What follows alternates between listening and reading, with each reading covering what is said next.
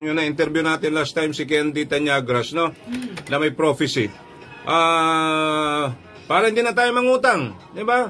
Paniwalaan na lang kaya natin na meron talagang langis, sagradong langis, dito sa Luzon. Yun na lang kanyang atupagin ng gobyerno. Papakinggan ninyo yung sinasabi ng tao. Baka totoo eh. Kung totoo, mga kaibigan, hindi na kayo mangungutang kung saan-saan, di ba? Malay nyo, totoo pala yun. Oh, walang masama.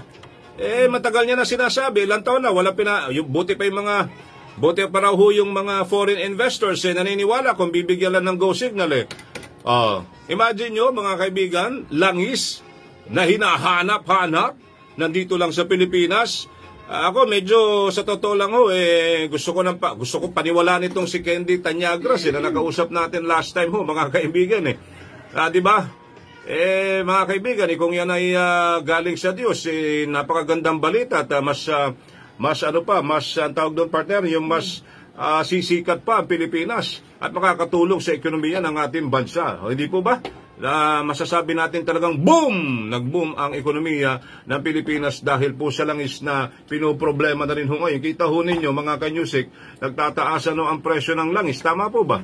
O di ba? Hindi na tayo problema. Dito na sila aangkat sa atin.